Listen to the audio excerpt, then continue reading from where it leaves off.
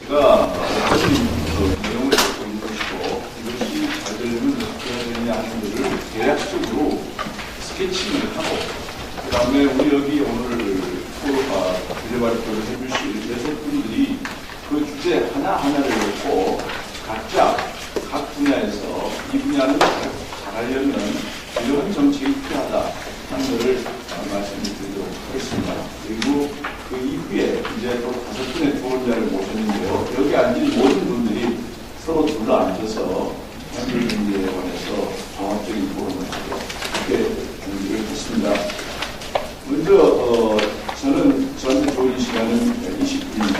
그리고 이제 주제별로 정책에 대해서 말씀하신 분들은 10분 정도씩 시간을 갖고 있습니다.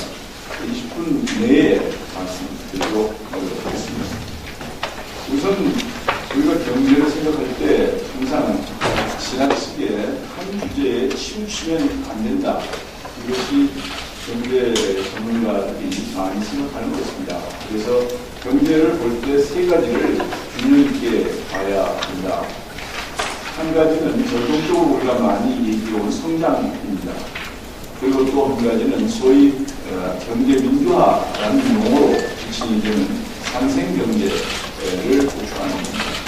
그리고 또 하나의 축은 평소에 우리가 경기의 사이클을 많이 경험하게 되는데 보안과 불안으로 왔다 갔다 합니다만 그 진폭을 줄이고 특히 경기가 지나치게 실체에 빠지는 경우에 대해서는 적극적인 관리를 해야 된다. 이 세 가지 축으로 이렇게 됩니다. 이 셋 중에 하나만 중점을 두다 보면 다른 두 개의 축이 무너질 가능성이 있기 때문에 우리가 자동차가 네 바퀴가 같이 돌아가야 되는 것이지 한 바퀴가 만약에 불크가 나면 나머지 세 개가 어려워지지 않습니까? 그렇기 때문에 경제도 이 세 개가 같이 필요하다. 그동안에 노력된 성장에 대해서는 요즘은 이제 일자리를 창출하는 성장 쪽으로 가야 되지 않냐 하는 쪽으로 방점이 성장보다 일자리가 있는 성장으로 옮겨가고 있는 것 같습니다. 여기서 우리 창조 경제는 일자리 창출형 성장과 동시에 상생 경제 체제 이 둘이 어울린 둘 다를 추구할 수 있는 그런 지향점이고 동시에 현재 우리가 경제가 어려운데 이 어려움을 벗어날 수 있는 중요한 전환점을 제공할 수 있는 지향점이기도 합니다. 그런 의미에서 창조 경제에 대해서는 우리가 많은 생각을 해볼 필요가 있습니다.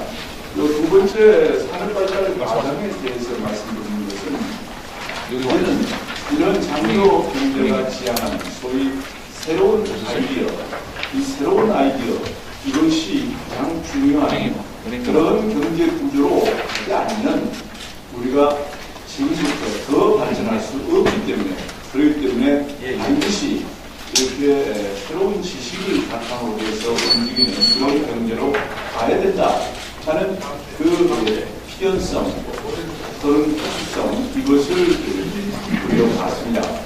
지금까지 우리는 3단계까지의 경험을 했습니다. 이제 우리가 2만 달러를 넘어서서 5만 달러까지 가려면 4단계로 가야 되는데 혼자 넘어를 그냥 넘어가죠. 4단계가 이제 소위 창조적 아이디어 이것이 중요한 즉 지식 산업이 중요한 그 시점으로 들어가게 되고 그 시점에 들어가게 되면 지금부터는 이제 아이디어라는 것이 우리 경제 활동에서 가장 중요한 비중을 차지하게 됩니다. 이거를 이제 생각을 해보면서 창조 경제의 개념을 잡아봤습니다. 이 개념은 우리가 전에 여러 번 말씀을 드렸기 때문에 새롭게 말씀을 자세히 드리지 않겠습니다. 세 가지가 다 중요합니다. 창조적 아이디어를 내는 창조력도 중요하고 나온 아이디어를 다른 아이디어하고 결합시킬 수 있는 그런 응용력도 중요하고 그리고 결국은 기업가들이 이걸 투자 활동으로 연결시켜서 제품을 만들어줘야 됩니다. 그렇기 때문에 이 사업화를 할 수 있는 실천을 이 세 가지가 다 어우러져야만이 창조라는 새로운 아이디어가 경제적 가치를 우리한테 주고 일자리를 만들어낼 수가 있습니다. 이 셋이 같이 어우러지지 않으면 우리가 생각하는 아이디어가 경제로 나타나는 그런 성공적인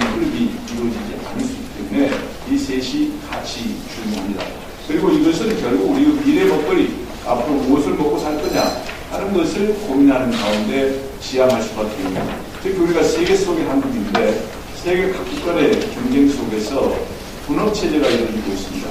그 분업체제 속에서 우리가 어떤 산업에 특화할 거냐, 어떤 경제적 활동에 특화할 거냐 이걸 고민해야 되는데, 그런 관점에서 이제 창조적인 아이디어, 이것이 경제에 있어서 중요한 역할을 차지하는 그러한 산업 쪽으로 가야 되겠다. 그래서 이거는 우리가 지향해야 될 그런 가치다 이렇게 생각합니다. 다음에 이거를 한 부분을 여기서 말씀을 간단하게 드리고 넘어가겠습니다. 어떤 아이디어가 나와서 그것이 이제 다른 아이디어하고 합해지거나 또는 혼자 가거나 간에 그것이 사업화가 되고, 그것이 사업화가 돼서 이제 우리 경제 전체에 그 효과가 나타나는 데까지는 이런 과정이 필요합니다. 이 과정 하나하나마다 노력이 있고 거기에 위험 부담이 따르고, 그 과정 하나하나가 잘 돼가려면 거기에 조건이 있기 마련입니다. 그 조건이라는 것이 소위 오늘 우리가 논의할 이 정책에 해당하는 그런 부분입니다. 여기 보시면 우리가 시장경제 체제이기 때문에 일단 이윤 동기가 있어야 합니다. 이윤 동기가 있을 때 이제 우리가 연구 활동을 시작할 수 있는 거고, 이윤 동기가 있을 때 이미 있는 아이디어를 다른 아이디어 또는 다른 어떠한 종류에서 하는데 융합하는 그런 노력을 하게 됩니다. 이윤 동기를 바탕으로 해서 모든 게 시작하기 때문에 우리가 지금 시장경제 체제에서 이윤 동기가 없는데 무엇을 해라 이렇게 얘기하는 것은 대단히 현실성이 없는 아이디어가 됩니다. 이윤 동기를 바탕으로 해서 먼저 하나의 트랙 연구 활동을 하는 거죠. 실험실에서 대학 교수들, 연구실에서 연구자들이 이걸 합니다. 그게 성공하면은 새로운 아이디어가 나오고 그것이 지식재산권이죠. 여기에 이제 재산권이라는 말이 붙은 것은 그 새로운 아이디어가 경제적 가치가 있기 때문에 그렇습니다. 그래서 이 아이디어를 중심으로 한 시장, 지식시장이 형성이 됩니다. 이 지식시장에서 이 아이디어가 사고 팔고 이런 관계가 이루어지게 되죠. 이거를 갖다가 본인이 하거나 또는 아이디어를 사간 사람이 하거나 이것이 시장에 얼마나 맞는 것인지, 또 실험실 연구와 공장에서 실제로 생산할 때 어떤 차이가 있을 수 있는 것인지, 그 사회의 문화와 이 기술 간의 충돌은 없는 것인지, 이런 것을 따져보는 것이 개발 연구입니다. 우리가 R&D 붙여서 얘기합니다만은 리서치하고 디벨롭먼트는 스테이지 면에서 다른 단계를 거치게 됩니다. 물론 이 분야는 서로 피드백이 있습니다. R에서 D로 갔다가 D에서 다시 R에 영향을 미치고 이런 피드백은 있습니다만, 일단 단순화하면은 이런 과정을 거칩니다. 여기에서 이제 경제적 타당성, 기술적 타당성, 문화와의 갈등 이런 것들이 충분히 검토가 되고 난 뒤에 소위 벤처 비즈니스맨이 기업가 정신을 발휘해서 그거를 상품으로 만듭니다. 이걸 우리가 전통적으로는 혁신이라고 얘기했습니다. 기술 혁신. 여기에서 최초로 상품이 나오죠.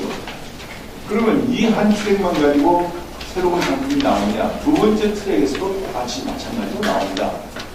기존 있는 아이디어를 간에 또는 있는 아이디어를 다른 종류 업종에 적용시켜서 거기에서 새로운 상품이 또 나올 수가 있습니다. 그래서 두 번째 트랙에서 나오는 겁니다. 이 결과로 이제 그 상품이 시장에서 상당히 가능성이 있다고 평가를 받게 되면 이 최초 사업한 단계에서 M&A 시장이 형성되겠습니다. 나는 새로운 아이디어를 최초로 상품화 한 걸로서 만족한다. 그런데 나는 시장에서 더 대량 생산을 해 상품을 팔 자신이 없다. 그럴 경우에 이 시장에서 강한 사람이, 자금력이 더 많은 사람이 최초 상품화한 이 기업을 사갈 수가 있습니다. 거기에서 또한 우리가 자금의 역할이 중요하게 된 것이고, 그 과정에서 여러 가지 펀드, 엔젤 펀드나 벤처 펀드 또는 벤처 캐피털 이런 것들에서 중요한 역할을 하게 됩니다. 앞에서 이 소위 IP 시장, 지식재산권 시장하고 이 M&A 시장, 이 두 시장의 거래 관계에 있어서 공정한 거래가 중요하게 되는 거고, 이 부분에서 경제 민주화라는 그 개념이 등장하게 됩니다. 여기에서 경제민주화로 소위 얘기가 되는 여러 가지 공정한 거래가 이루어지지 않게 되면 새로운 아이디어를 낸 인센티브가 많이 줄어들게 되고 새로운 아이디어를 가지고 사업을 할 의욕이 줄게 되기 때문에 경제민주화가 여기에서 중요한 겁니다. 그것이 이제 그 사회 전체적으로 그거 하면 돈을 벌더라. 그렇게 되면 최초 사업화한 그 기업의 상품을 다른 기업들도 생산하기를 원합니다. 그러면 그 사회 전체에 이제 이 기술이 퍼져가는 거죠. 거기에서 성장, 동력이라는 것이 형성이 되게 되고 생산량이 늘어나면서 일자리가 늘어나고 소득이 늘어납니다. 이것이 이제 순환 구조인데 아까 말씀드린 대로 순환 구조의 각 단계마다 애로사항들이 있습니다. 새로운 아이디어를 내는 것은 사람입니다. 사람이 창의적인 그런 능력을 가진 사람이 많아야 새로운 아이디어가 나오는데 그렇게 우리가 지금 교육이 잘 되고 있는 것인지 여기서 문제의식이 생길 수가 있습니다. 또 IP 시장에서 아이디어를 내놨더니 대기업이 와가지고 블루프린트 좀 보자고 해서 줬더니 사가버립니다. 사가버린 게 아니라 자기가 딴 데 느껴가지고 만들어버립니다. 이렇게 되는 수도 있습니다. IP 마켓에서 문제가 있는 거죠. M&A도 마찬가지입니다. 이 각 단계별로 전부 문제가 생길 수가 있고 그 단계별로 생길 수 있는 문제를 저희들이 6가지로 나눠서 그래서 오늘 주제 발표를 해 주십니다. 이거는 이제 좀 이해를 돕기 순환 구조에서 IP 시장이 뭐냐, 신기술 사업화를 하는데 그게 뭐냐, 기술이 서로 융합된다는데 그게 무슨 얘기냐, M&A 시장에서는 무슨 일이 나느냐, 이거를 좀 얼른 이해를 돕도록 하기 위해서 사례를 몇 가지 봤습니다. 우선 IP 시장에서 단순히 지적 재산권만 가지고 1년에 1조를 번다. 대표적으로 마이크로소프트가 제시했습니다. 2010년 현재 마이크로소프트사는 자기들이 갖고 있는 휴대폰에 관련된 특허권만을 가지고 1조를 벌어들이고 있습니다. 우리의 삼성전자도 휴대폰 한 대당 마이크로소프트한테 $10씩 내고 있는 겁니다. 여러분들이 한 대 사면 마이크로소프트 호주머니로 $10가 들어가요. 가만히 앉아서 들어가죠. 또 하나는 이 주식시장에 있어서도 정보 제공 업체가 필요합니다. 우리가 부동산 살 때 복덕방이 필요하듯이 주식시장이 제대로 작동을 하려면 정보 제공 업체가 필요합니다. 대표적으로 한 회사를 여기에 소개를 했습니다. 위스도면이라는 회사인데 이 회사는 각 기업들이 갖고 있는 지식재산권 이거를 소상히 파악을 하고 각 회사가 갖고 있는 지식재산권의 동향, 흐름, 또 그 동일 업종 내에 관련된 몇 개 기업들의 지식재산권의 수익 구조 이런 것들을 전부 소상히 파악을 해서 정보로서 갖고 있습니다. 그래서 이 정보를 이제 관련된 기업들이 사서 써가지고 자기 나름대로 판단할 수가 있는 건데 거기에서 이 회사는 어떤 기술은 얼마짜리다, 어느 정도의 경제적 가치가 있다 이런 분석까지 갖고 있습니다. 이런 에이전시가 있어야 복덕방이 있어야 아파트가 거래되듯이 아까 지식시장은 이런 에이전시가 있음으로써 활발하게 움직일 수가 있습니다. 그 다음이 신기술 사업화 사례인데 이제 새로운 아이디어를 가지고 최초로 이걸 상품화에 성공한 게 있습니다. 셀폰 마이크로스라는 그런 회사인데 이 회사는 면메모리 반도체 기술 이거를 가지고 반도체 칩, 전력용 반도체 칩을 생산을 해서 크게 성공한 그런 회사인데 3년 만에 오레오를 조사해서 딜로이트사에서 이쪽 아태 지역 고속 성장 500대 기업 중에 넘버2로 이렇게 선정한 그런 회사입니다.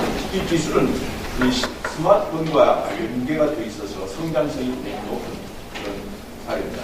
그 다음 여러분들 집에서 많이 하고 계시고 또 집에 계신 부인들께서 이것 때문에 요새 남편한테 바가지가 좀 덜 나온다는 카카오톡 이것은 세계의 요소를 융합한 대표적인 기술입니다. 무선 인터넷 기술하고 메시징 플랫폼 기술 그리고 컨텐츠 이 세 개를 융합을 해서 성공한 것이 이 카카오톡입니다. 현재 컨텐츠가 게임 서비스 중심으로 되어 있지만 앞으로 더 다양화되면서 더욱더 수요가 많을 것으로 그렇게 생각됩니다. 그 다음에 M&A 시장의 성공 사례인데 이런 성공 사례가 수 있겠습니다만 여기서는 인티그란 테크놀로지 회사를 예를 들었습니다. 이 회사는 CDMA RF 칩이라는 것을 처음에 원가 싸게 생산을 해서 경쟁력을 갖고 거기서 또 들어온 캐시플로우를 가지고 연구를 해서 TV 칩과 DMB 칩을 세계 최초로 생산을 했습니다. 이것을 2000년 7월에 설립했는데 2006년 6월에 미국의 ADI사가 이 회사를 사갔습니다. 그 가격은 무려 1억 2,700만 달러, 거기에다가 생산선으로 3,300만 달러를 더 붙였습니다. 이게 바로 새로운 아이디어를 최초로 창업할 인센티브가 주어지는 겁니다. 이렇게 해서 성공적으로 되니까 아이디어를 가지고 상품화할 수 있는 그런 의욕이 생기는 거죠. 여기서 누가 이거를 쉽게 뺏어가 버리면 누가 이걸 하겠습니까? 그래서 이런 걸 놓고 볼 때 이제 우리가 성공 조건을 몇가지 정도 생각할 수가 있습니다. 7가지 정도 생각할 수가 있습니다. 거시경제가 안정돼야 됩니다. 경제가 어느 정도 돌아가야 우리가 위험 부담을 할 수 있는 여유가 생깁니다. 창조 경제에 관련된 활동들은 대부분이 위험 부담이 많이 크기 때문에 이런 위험 부담을 우리가 안고 움직이려면 여유가 어느 정도 있어야 됩니다. 그래서 경제가 지나치게 침체하게 되면 그런 여유가 없어지기 때문에 그렇게 되면 위험 부담을 안을 수 없는 것이고 그렇게 되면 소위 새로운 아이디어를 중심으로 해서 이루어지는 창조적 경제 활동이 활발하게 일어날 수가 없습니다. 그래서 지금 현 시점에서 경제 위기 관련된 것이 대단히 중요하고 지나치게 경제가 침체되는 것을 막아야 된다고 생각하는 그런 견해가 많이 있는 겁니다. 두 번째는 인력입니다. 이 인력 문제, 이것은 기본입니다. 우리의 교육이 이스라엘 교육과 다른 점, 좀 이따 우리 이경화 교수께서 말씀하셨습니다만 우리는 너무 모범생만 길러내려고 합니다. 모범생만 가지고 이 창의적 활동을 쏠습니다. 그래서 이 창조적 인력을 어떻게 확보할 거냐 하나의 과제고요. 그 다음에 지식재산권 보호 문제입니다. 이건 좀 이따 말씀을 또 드릴 거고요. 그 다음에는 인프라가 필요합니다. 융합, 공섭의 연구 개발, 그리고 이거 사업화하기까지 전 단계에 걸쳐서 한 군데에서 이게 이루어질 수 있도록 하는 그런 인프라, 이게 필요합니다. 북구 같은 경우에는 사이언스 파크라는 이름으로 이걸 많이 하고 있고, 우리도 지금 대덕이라든가 또는 송도에 이런 여건은 어느 정도 제공되어 있습니다만, 구체적으로는 아직 이루어지지 못합니다. 그 다음에 역시 금융 문제입니다. 현재 이 리스크를 안고 하는 금융이 우리 사회에 별로 많지가 않습니다. 현재 우리가 벤처나 중소기업이 빌려가는 자금의 내용을 보면은 약 86%가 보증하고 기술신용 보증기금이나 이런 데에서 보증하고 은행에서 빌려주는 돈이라든가 안 그러면 일부는 정부가 정책자금으로 보증을 주는 겁니다. 그게 벤처 중소기업이 돈을 빌려 쓰는 것 중에 86%입니다. 그 다음 나머지 14%는 중소기업청의 소위 모태펀드를 중심으로 해서 그래서 거기에서 벤처 캐피탈들이 약 100여 개가 활동을 해서 빌려가는 건데 이 벤처 캐피탈들도 원래의 기능인 투자는 별로 안 합니다. 빌려주는 거에 초점을 맞추고 있고 빌려주는 것도 새로운 아이디어가 나와서 최초로 창업하는 초기 단계에 빌려주는 것은 전체의 10% 정도밖에 안 되고 나머지 90%는 어느 정도 될 것 같다 이렇게 확인하고 나서 빌려줍니다. 그렇기 때문에 이것은 창조적 경제 활동에 별로 도움이 안 되는 그런 금융의 현상입니다. 이것에 대해서 좀 이따 또 자세하게 얘기가 나올 것으로 알고 있습니다.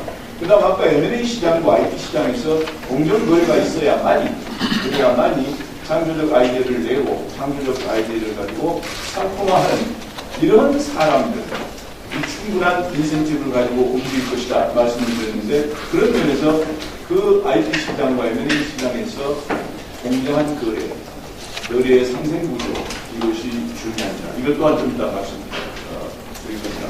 그 다음에 규제 문제입니다. 우리 사회의 규제가 엄청 많습니다.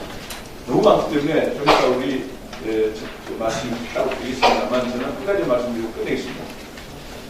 우리 감사를 하는데 벤처 캐피탈이 중소기업청에서 하는 모태펀드를 가지고 운영을 하기 때문에 벤처 캐피탈을 운영을 해서 손해가 나면 감사원이 왜 손해받냐고 하는 그런 문화를 우리가 가지고 있습니다. 벤처 캐피탈이라는 것은 위험 부담을 안고 돈을 빌려주라고 만들어 놓은 건데, 위험 부담을 안고 돈을 빌려주는 데 와서 왜 돈을 잃었느냐고 하면 그 돈을 어떻게 빌려줍니까? 이런 종류의, 이런 클래스의 주제가 우리 사회에 너무 많기 때문에 이것이 창조 경제라는 그런 관점에서 보면 반드시 해결돼야 됩니다. 지금까지 한 7개를 말씀드렸습니다. 이 7가지 사항이 우리 창조 경제가 제대로 이루어질 수 있게 하는 인프라입니다.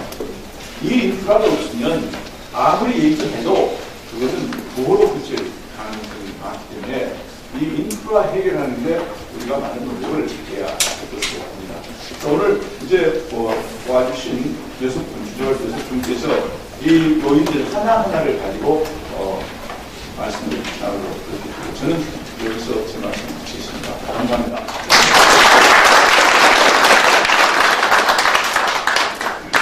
네, 김광도 원장님께서 우리가 사실 오늘 강행군입니다.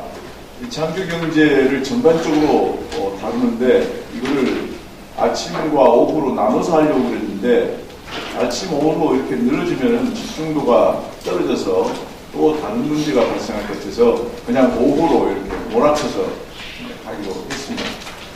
또 이 분야를 6가지 정도 정책을 각자 얘기하는데 사실은 이 주제 하나하나가 세미나 하나 주제거든요. 그걸 전부 10분씩만 해달라고 그러니까 이거 참 난처했을 겁니다, 아마. 그나마 이렇게 좀 끝나서 다행이라고 그렇게 생각합니다.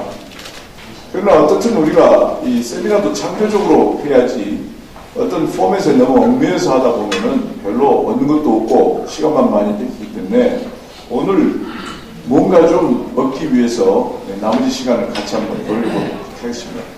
지금까지 발표하신 이제 분들은 해당 분야에 사실 우리 국내에서 오랫동안 연구 업적을 가지신 분들이고 해당 분야에서 어떤 주제를 가지고 얘기하실 때 항상 많은 분들이 관심을 가지시는 그런 분들입니다.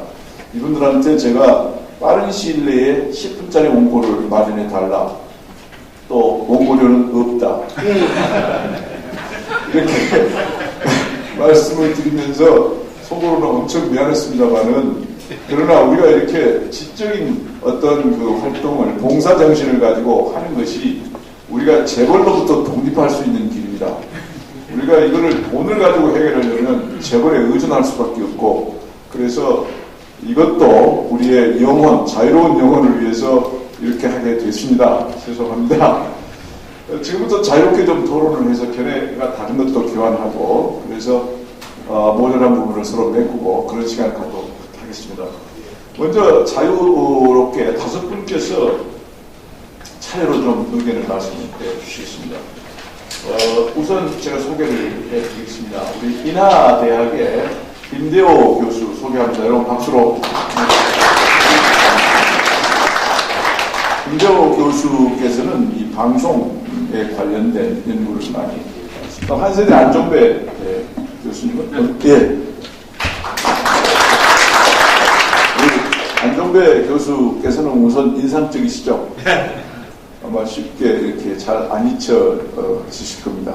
지금 국제미래학회라는 걸 만드셔서 세계 다른 나라의 학자들과 국내 학자들이 어울려서 우리의 미래에 관해서 많은 좋은 업적을 내놓고 계십니다. 역시 미디어에 관련, 미디어 미래에 관해서 특히 또 관심이 많으십니다.